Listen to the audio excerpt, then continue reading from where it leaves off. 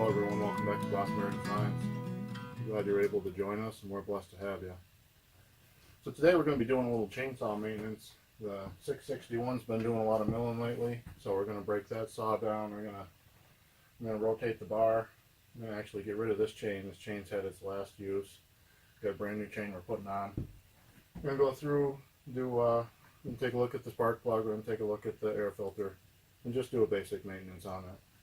I'm going to also maintenance the 391 the same way. This is a friend's saw. He's asked me to go ahead and sharpen the chain for him, and I got a second chain that goes on his saw. And then we've got the old standby, the old Farm Boss 290, and then we're going to go ahead and do a sharpening on this saw. First thing we're going to do here is we're going to loosen up this clamp here, and this clamp here. This is what holds the milling attachment onto the bar. We'll get that off there, and we'll get the bar off. Like I said, we're just going to do a change on the chain, because the chain's been sharpened to the point where if I sharpen it again, we're probably going to start breaking teeth off in the next milling. They're really thin.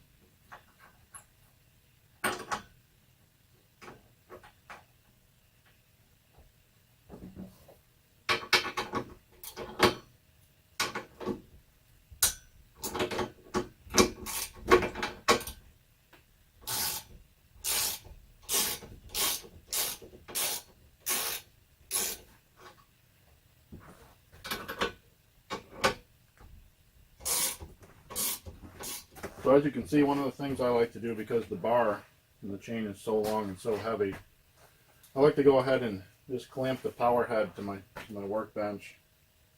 That allows me to hold it in place while I release these two nuts and go ahead and get the bar off there.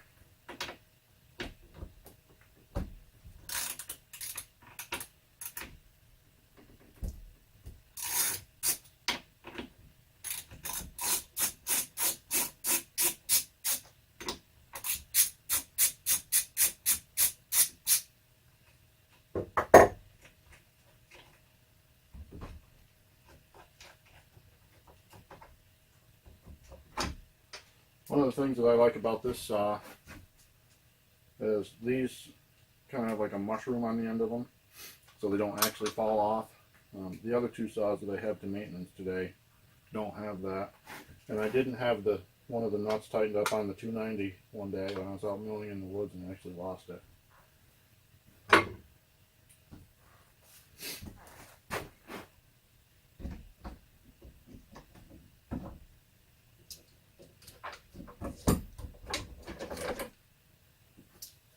What I like to do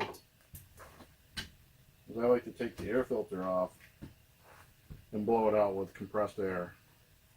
Now, I told the person that I bought this saw from that I do that, and he recommended against that, because I guess what it can do is it can actually push the dust particles through the air filter onto the inside, and then they get sucked into your engine of your saw. So I don't do that anymore. And if that's something that you do,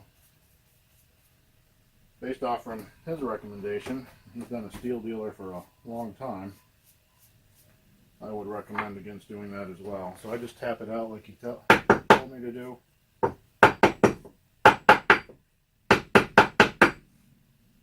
And it cleans it. I mean, you can see that the dust that was caked in there is gone. I mean, it's still a little bit of powder. Nothing too bad. Then I just brush around where it was and get that out of there. There's really no dust there. I just like to clean it. Saw it costs a lot of money, so probably ought to maintenance it best as I can. Another thing I like to do is just kind of brush off the tanks.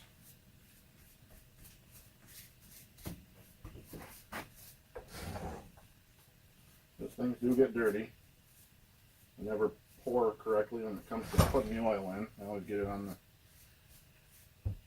the case. So,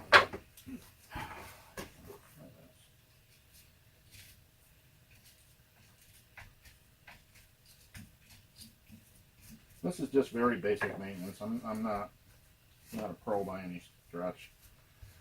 So the spark plug don't look all that bad. There's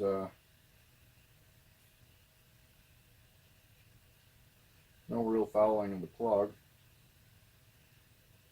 So just put that back down in there and move along with the resetting of the saw bar and the milling attachment. Move along to the next saw.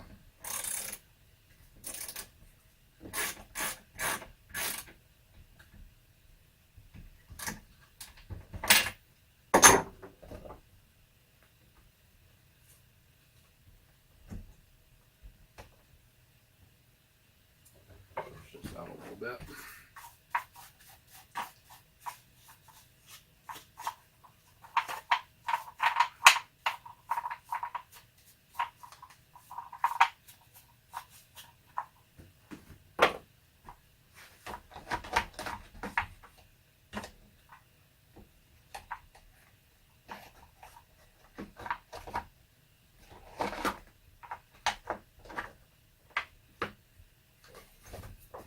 New milling chain.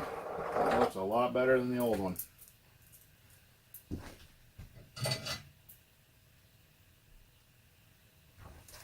don't know if you can see it or not, but that's how short the teeth are in the old one. Less than 1/8 of an inch. That's the size of the new teeth on this one.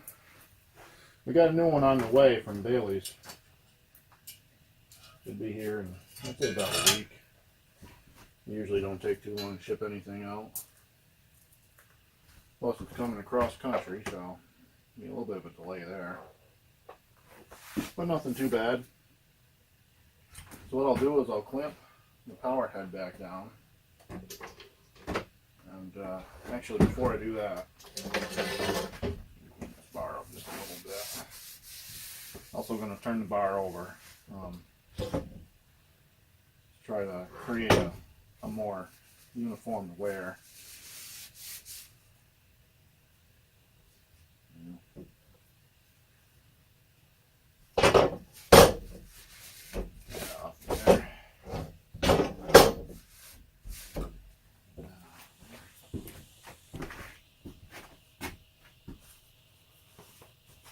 Alright, so since I work alone most of the time,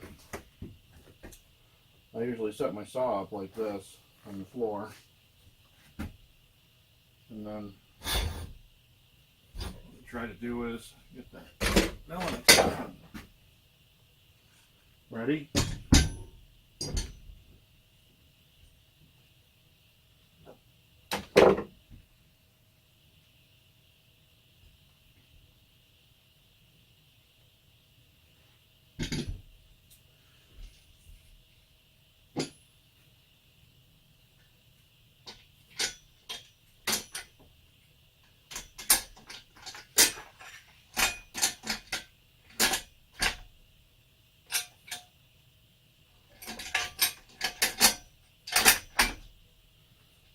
And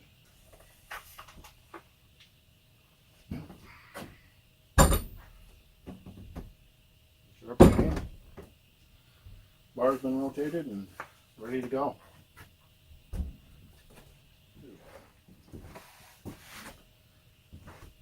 Let's see what we can do with this beast.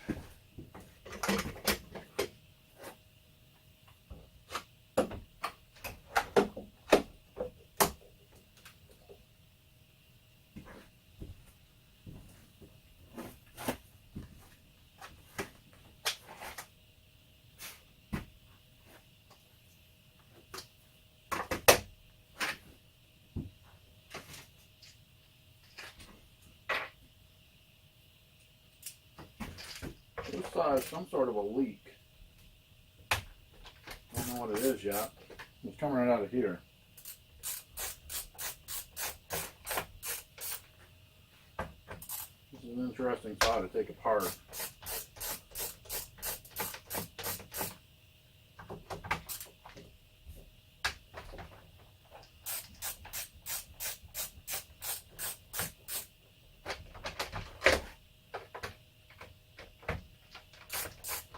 way the plastic's made, it kind of gets hooked on the starting switch down here and on the decompression button.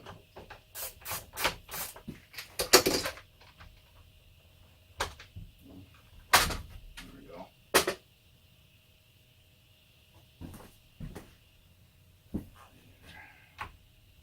Hey everybody, welcome back. Yesterday I had to stop what I was doing about midway of sharpening this saw, my friend's saw. We do have this chain that's sharp now, and we're going to take the case off. I'm going to try to figure out where that leak is. It did drop some oil on my floor overnight, so I don't know if there's an O-ring in there or what's in there, but we're about to figure it out. So that saw's finished. We got the other chain on there, got it sharpened up. We got this chain sharp from yesterday. Like I said, I shut down his oil flow. I'll have to let him know about that, and maybe he can get a new seal or something, whatever's in there that's gone wrong. Now we're ready to sharpen this one, give it a little bit of a service, and we'll be back in business. Well, that pretty much wrap up this video on the chainsaw maintenance. A little bit of at-home maintenance can really increase your bang for your buck when you own chainsaws. Do a little bit of sharpening, clean them up a little bit, clean the air filter, check the spark plug, make sure that's still good. Just basic stuff.